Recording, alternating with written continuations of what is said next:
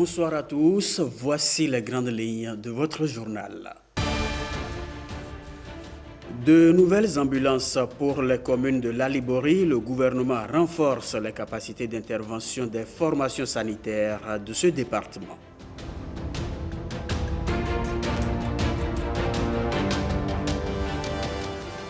Préparatifs des élections de 2026 au Bénin, l'Académie des sciences constitutionnelles, administratives et politiques s'en préoccupe. Elle propose une analyse juridique du code électoral. Hors du Bénin, le Ghana savoure une alternance pacifique. Le perdant de la présidentielle félicite le vainqueur John Mahama avant les résultats officiels, tandis qu'en Syrie, Bachar el-Assad capitule face à la rébellion et prend la clé des champs. Bonsoir à tous. Un soulagement pour les formations sanitaires de Lalibory. Le gouvernement vient de les doter de nouvelles ambulances. La cérémonie officielle de remise avec Jidikael Aena et Ousmane Baparapé. Je vous remets les clés des 3 ambulances. Les évacuations sanitaires, autrefois difficiles, voire impossibles selon le cas, désormais conjuguées au passé, avec cet appui en moyen roulant adapté aux réalités. Je tiens à vous remercier très sincèrement, à remercier le président Patrice Talon et son gouvernement pour cet effort inédit en matière de santé dans le département de Lalibory et dans la commune de Banikwara en particulier. Dans notre commune, nous avons eu 3 ambulances. C'est du jamais vu. Et quand c'est bon, il faut le dire.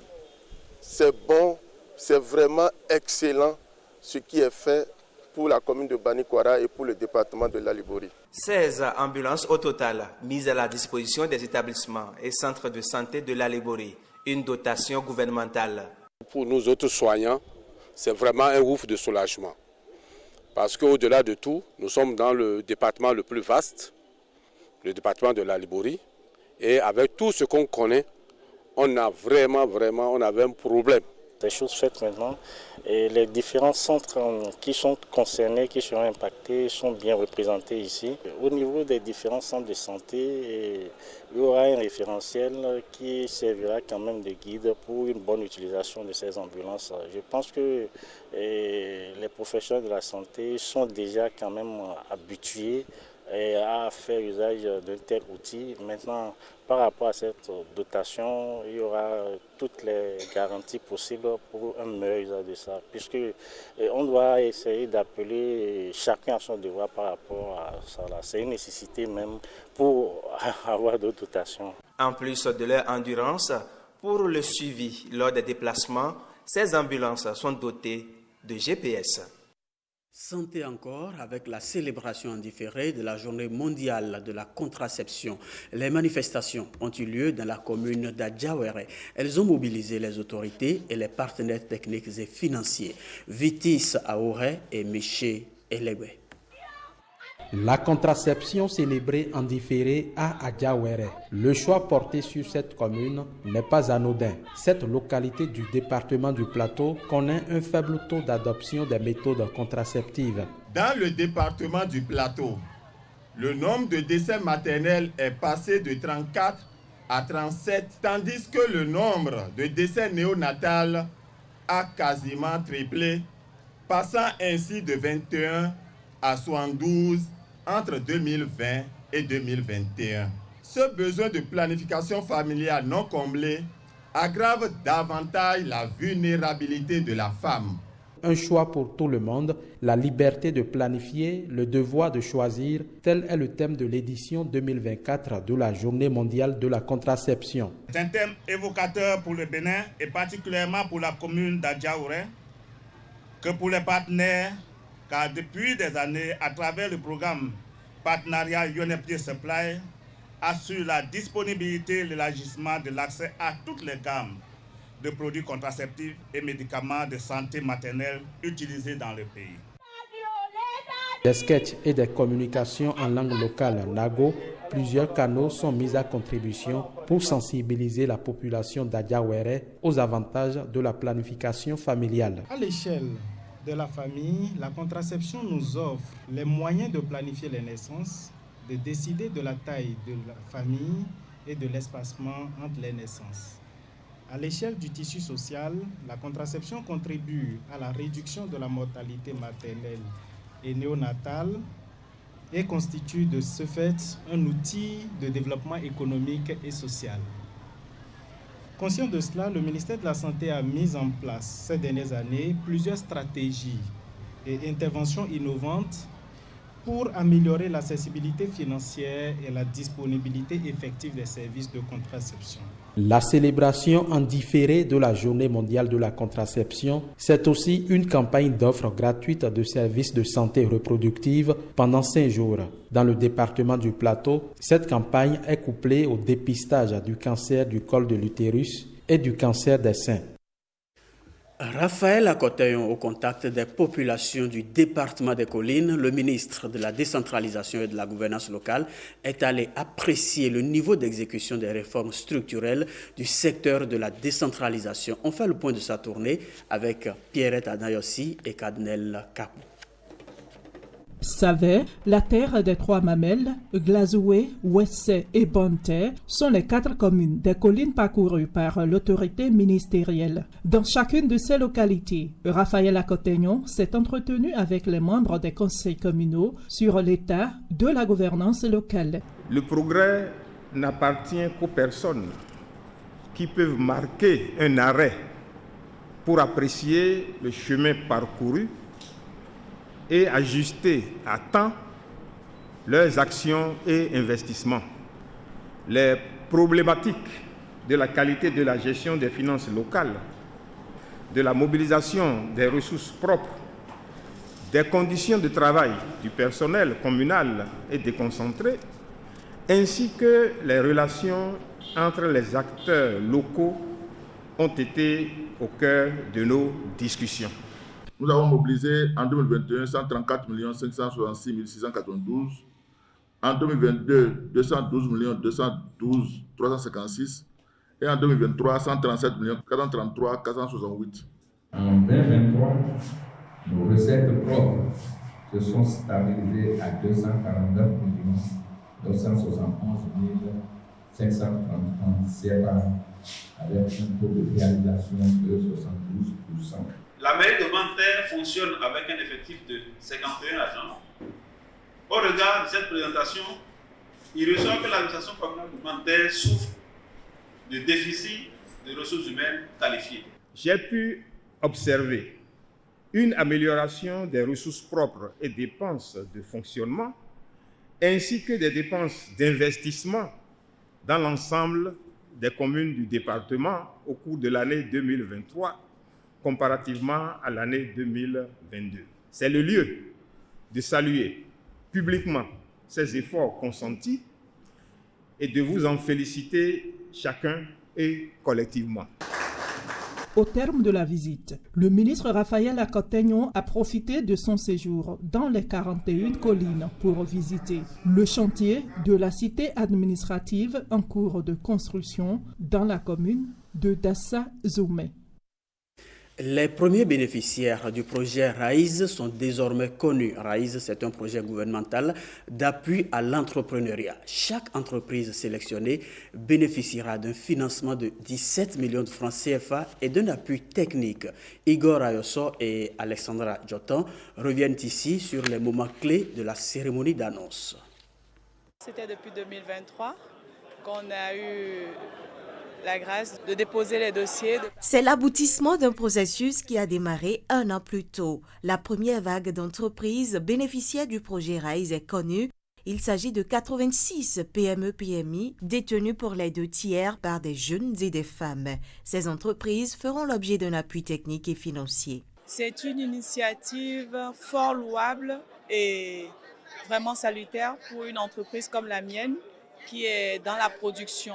À l'horizon 2030, je vois une multinationale, je vois une entreprise leader. Le projet RAISE vise à accélérer la croissance et renforcer la résilience des PME et des jeunes entreprises innovantes à fort potentiel.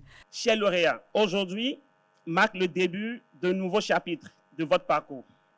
vous portez en vous l'espoir et la responsabilité de montrer que les solutions locales peuvent avoir un impact global. Vous êtes une source d'inspiration pour toute une génération. Et je vous invite à continuer à innover. Regardez comment les innovations peuvent être accompagnées par, je dirais, la puissance publique. C'est la construction d'un écosystème qui soit beaucoup plus ouvert et qui est tourné vers le futur. C'est vraiment ce que nous voulons saluer dans cet exercice. Ce projet est le fruit d'une collaboration entre le gouvernement béninois et les partenaires techniques et financiers. Sa mise en œuvre est confiée à la DPME et Semecity. Une mise au point dans ce journal, elle concerne les nouvelles conditions de déroulement de la campagne de commercialisation du soja. Suite aux séances d'explication organisées par l'interprofession sur les règles relatives à la circulation de ce produit sur l'ensemble du territoire national, eh bien, une polémique a surgi sur les réseaux sociaux. Pour mettre un terme à la désinformation, le secrétaire permanent de l'interprofession s'est prononcé au micro de Enoch Mpati. Depuis quelques jours, on est en train de faire des sensibilisations au profit des acteurs de la filière soja pour leur présenter le mécanisme de la commercialisation du soja au titre de cette campagne 2024-2025. Il faut dire qu'il n'y a aucune exigence, aucune contrainte pour le producteur pour pouvoir transporter son produit du champ vers la maison. Aucun document n'est exigé au producteur. Il y a qu'au sein des magasins identifiés au niveau des arrondissements, c'est à ce niveau la commercialisation va s'opérer. Pour prendre le produit du village vers le magasin, les responsables de la coopérative délivrent une fiche d'évacuation aux producteurs pour qu'ils ne soient pas dérangés sur la route par les forces de l'ordre. Il y a une nuance entre la fiche d'évacuation et la fiche de convoyage.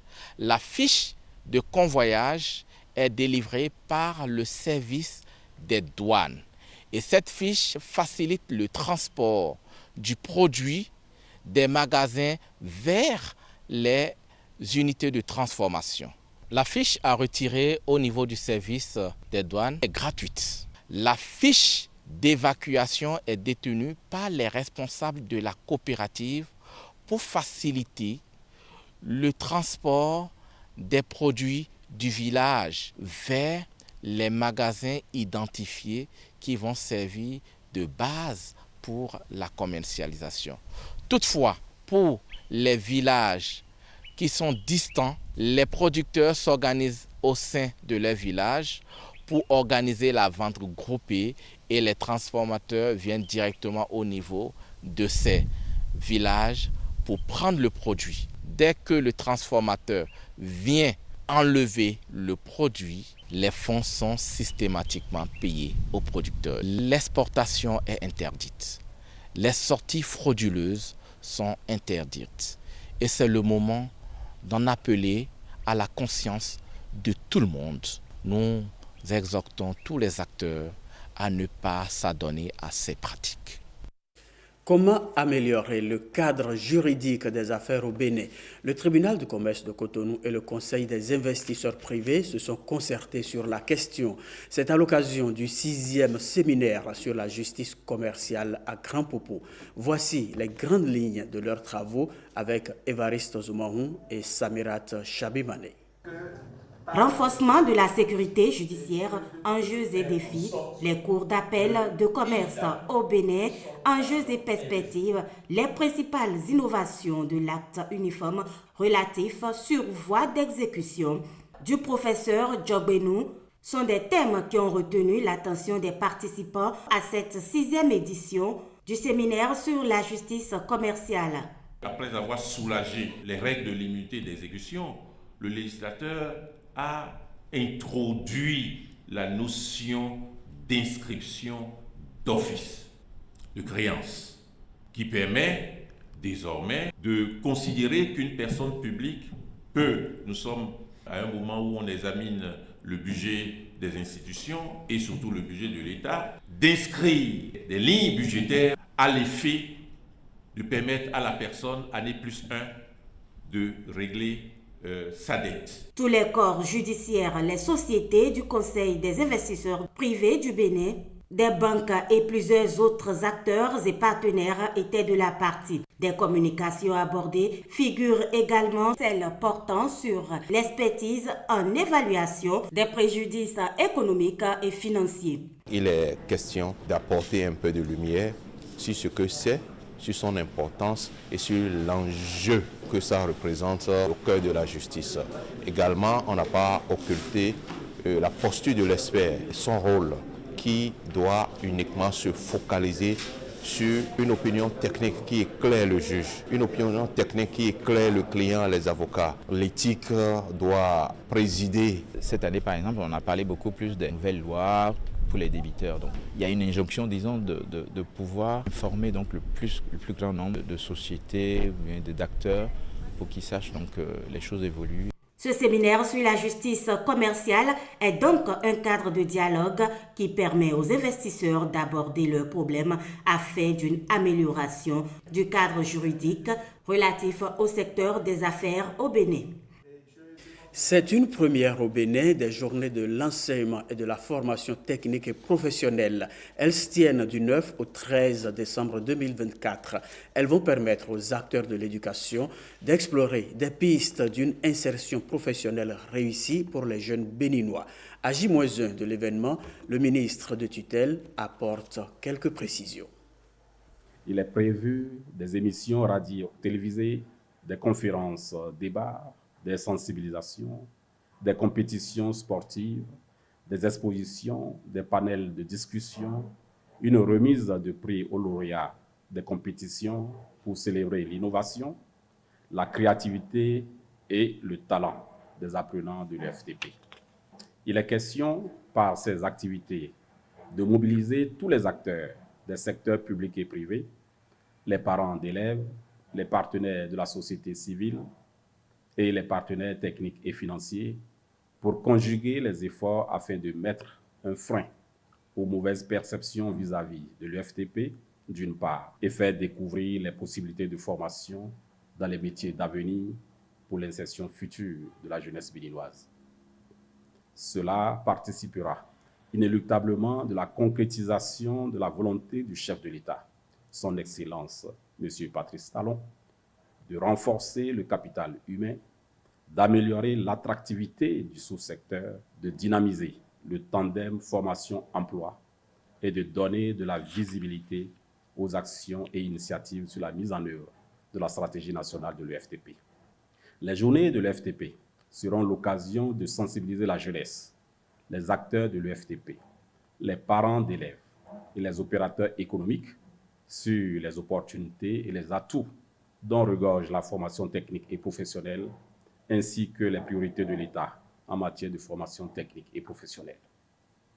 Dans cette perspective, je voudrais, à la veille de cet important événement, vous inviter, Béninoises et Béninois, chers jeunes, à visiter l'esplanade du Palais des Congrès du 9 au 13 décembre 2024 afin de découvrir non seulement les métiers et offres de formation adaptées à vos projets professionnels, mais également les œuvres et réalisations de nos jeunes apprenants inscrits à l'UFTP. Restons avec les jeunes apprenants pour évoquer cette campagne nationale et internationale pour la paix, la non-violence et la tolérance au Bénin. Pour la phase départementale, le top des manifestations a été donné au Collège d'enseignement général 1 de Malanville. Judicaël Aïna et Ousmane Baparapé nous précisent que l'initiative est soutenue par des responsables des 3 ordres de l'enseignement. Tout le monde aime la paix? Oui, tout le monde aime la paix. Mais le chemin de la paix passe par la tolérance. Accepter l'autre dans sa différence ou encore faire preuve de tolérance face aux agressions. Autant de notions prônées pour le maintien de la cohésion sociale et la paix. C'est une campagne nationale et internationale pour la paix et la non-violence et surtout la tolérance. C'est à force de vouloir se bagarrer que la paix perd sa valeur. Or, si nous voulons la paix, même si quelqu'un nous fait du mal, la meilleure façon de payer ce mal, c'est de tolérer et de rendre le bien s'il le faut. Le choix des lieux pour abriter l'événement n'est pas anodin. Des choses qu'on ne peut pas apprendre sur les bancs ont été dites ici. Donc l'école de la vie a été enseignée. Et ces jeunes-là sont aguerris pour ne plus souscrire à des actes non espérés. Vous savez bien de quoi je parle. Et également, ils sont engagés désormais à exceller dans leur travail à l'école qui n'est rien d'autre que la porte pour l'avenir serein. C'est dans le cœur des hommes souvent qu'il faut aller générer tout ce qui contribue à la paix. Aujourd'hui, je suis allé vous voir pour vous dire que vraiment le gouvernement tient beaucoup à Malanville.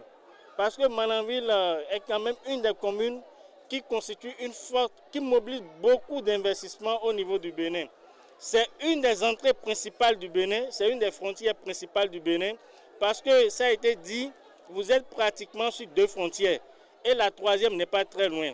Les deux frontières, c'est le Niger et le Nigeria. La troisième qui n'est pas très loin, c'est quand même le Burkina. On ne vous souhaite pas d'entretenir la délation, mais quand vous trouvez des faits troublants, il faut avertir vos parents pour que vos parents puissent avertir quand même les policiers et les FDS. Nous sommes dans une localité où il y a toutes les communautés. Cette sensibilisation s'inscrit dans le cadre de la campagne semestrielle pour la paix, la non-violence et la tolérance décrétée par le gouvernement du Bénin. Abordons à présent les rendez-vous électoraux en perspective pour le Bénin. Les prochaines législatives et présidentielles étaient au menu d'une soirée débat vendredi à Cotonou. Une soirée organisée par l'ASCAP, c'est l'Académie des sciences constitutionnelles, administratives et politiques. Thème des réflexions, analyse juridique des élections couplées de 2026 à l'aune du code électoral, enjeux et perspectives. William Aguia, Ramatoulawani, de retour de la séance. Les rendez-vous électoraux de 2026, c'est le code électoral en vigueur au scanner. Une clinique juridique pour passer au paye fin, test, contest et enjeux d'une série d'élections prévues pour se dérouler presque dans la même période. 2026, une première dans l'histoire politique et électorale du Bénin qui suscite moult interrogations. À ce rendez-vous de sachants, l'Académie des sciences constitutionnelles, administratives et politiques offre aux citoyens un éclairage juridique sur le sujet. Le thème qui nous réunit aujourd'hui n'est pas seulement une réflexion sur un événement à venir, mais c'est aussi un moment pour nous pour anticiper, comprendre, mieux préparer cet horizon historique. Ce soir, où nous nous apprêtons à explorer ensemble les implications juridiques, politiques et pratiques dans notre système démocratique, je voudrais rappeler à chacun combien les élections sont un carrefour où se rencontrent innovation légale, défis politiques, appelant donc pour chacun une lecture fine et une préparation méthodique. À cette soirée débat, ASCAP Acte 2, 4 communications suivies d'échanges avec des experts des questions électorales. La clinique juridique ad hoc sur le thème analyse juridique des élections couplées de 2026 à l'aune du code électoral, enjeux et perspectives, illustre bien la volonté des autorités béninoises à cultiver le dialogue politique et citoyen à l'approche de chaque élection au Bénin afin qu'elle soit libre, ouverte, inclusive et transparente pour la prospérité de l'ensemble des citoyens béninois.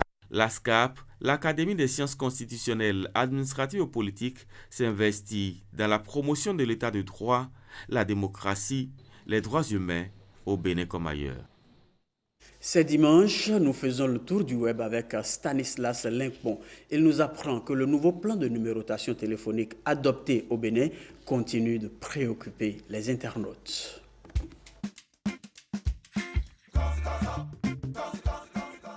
Son cri retentit sur la toile, pas pour y laisser le test de l'une de ses chansons, mais plutôt pour exprimer une détresse. L'artiste béninoise Cessimain a révélé une situation affectant sa carrière musicale. Il s'agit d'un proche collaborateur qui a demandé volontairement la suppression d'une bonne partie de mon catalogue sur les plateformes de téléchargement. c'est du buzz, ont réagi certains internautes. D'autres annoncent que sur YouTube, les morceaux de l'artiste demeurent intacts. Cécimin revient à la charge et recadre. « Je ne viendrai jamais créer volontairement un buzz », a-t-elle déclaré. D'après les publications de la chanteuse, la suppression a été faite sur les plateformes Spotify, Deezer et Apple Music, entre autres. Pas loin, un mélange de sentiments a émergé sur les réseaux sociaux après le basculement du plan de numérotation au Bénin. Cette transition aurait occasionné des difficultés selon de nombreuses publications. Pour les créateurs de contenu qui ont des contrats avec Meta et d'autres structures, il est devenu compliqué de se conformer car on ne sait pas s'il faut changer nos contacts sur nos plateformes ou pas et ce que cela implique pour nous. Dans cette ambiance de plainte, WhatsApp, l'application de messagerie de Meta, se met au pas. Enfin, WhatsApp s'est allié, peut-on lire. Mais des utilisateurs regrettent que la mise à jour de WhatsApp n'ait pas encore intégré le plan de numérotation à 10 chiffres.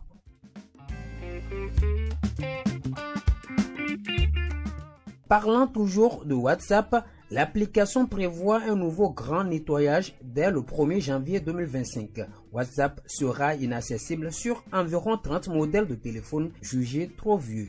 L'opération concerne les anciennes versions des grandes marques comme iPhone, Samsung, Huawei ou encore Nokia. Pour la célèbre application de messagerie de Meta, ce sont les exigences techniques du développement de nouvelles fonctionnalités déjà intégrées ou à venir.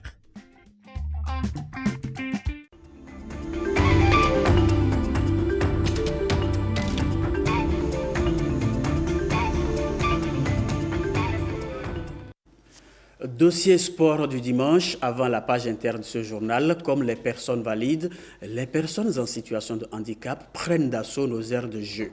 Cette édition du championnat national des personnes handicapées a réuni un peu moins de 200 athlètes. Il faut dire que c'est une preuve que le handisport se développe au Bénin. C'est le dossier du jour avec Hugues Zissouzuno. Des chiffres sans cesse à la hausse pour la pratique du handisport. Des sportifs qui sortent de leur maison pour s'adonner à des activités sportives diversifiées. Orou Barré a brisé le mythe du complexe des personnes en situation de handicap qui hésitaient à aller sur les parquets, les pistes d'athlétisme et les aires de jeu. Venu des 12 départements du pays, il s'exprime souris aux lèvres, montrant une inclusion totalement réussie. Il faut retenir que les athlètes sont arrivés de presque tous les départements du Bénin. Cela veut dire quoi? Aujourd'hui, toutes les personnes handicapées de tous nos départements ont la chance donc de faire du sport, de handisport, un puissant moyen d'inclusion sociale. Cette année, outre le goalball, le handi-basket, d'autres épreuves sont à l'étape de démonstration. Les athlètes sont au nombre de 192. Nous avons beaucoup de disciplines nouvelles en démonstration. On vient de voir le goalball féminin. On aura la démonstration en para-badminton, on aura la démonstration en karaté, en para-karaté, on aura également une démonstration en volleyball assis. Donc c'est des innovations que nous avons donc apportées à cette édition du championnat pour permettre aux personnes handicapées, aux athlètes handicapés d'avoir à faire le choix sur une panoplie de disciplines, ce qui va augmenter les chances de qualification, de participation aux compétitions internationales et de façon spécifique aux Jeux paralympiques. Ce n'est pas seulement un championnat qui confirme plus de licenciés, mais il a retenu l'attention de certains observateurs grâce à l'amélioration des performances de certains athlètes. Les premières performances, les premiers retours que j'ai, c'est qu'on a déjà détecté un athlète handicapé qui, en lancer de javelot, lance plus de 40 mètres. Je suis satisfait. Les choses vont en s'améliorant. Il faut que cela se matérialise par la régularité sur le plan mondial et dans un futur proche, par l'obtention d'une médaille aux Jeux paralympiques.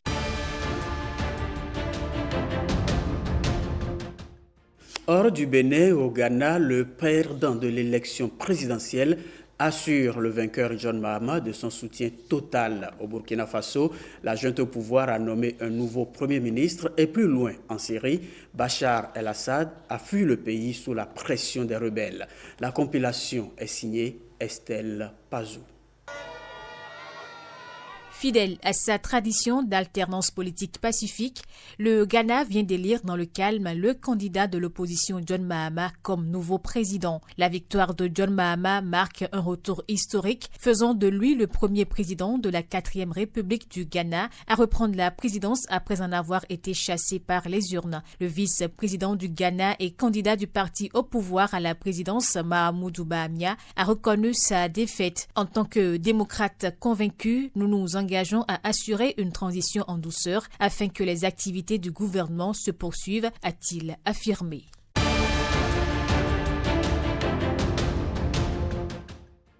La paix est menacée. 24 heures après le limogeage d'Apollinaire Kyelem de Tambela et la dissolution de son gouvernement, le chef de la junte au pouvoir à Ouagadougou a nommé Rim Talba Jean-Emmanuel Ouedraogo au poste de Premier ministre. Ce dernier était en charge du ministère de la Communication avec rang de ministre d'État dans l'ancienne équipe. C'est dans un décret lu à la télévision burkinabé que le capitaine Ibrahim Traoré a annoncé sa décision.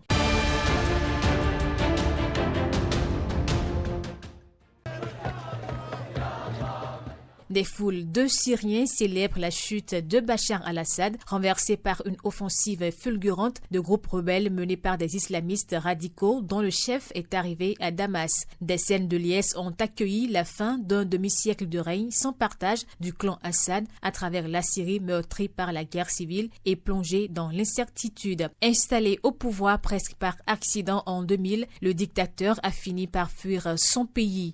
L'effondrement presque instantané du régime ouvre une ère d'incertitude en Syrie, morcelée par la guerre civile qui a fait près d'un demi-million de morts depuis 2011.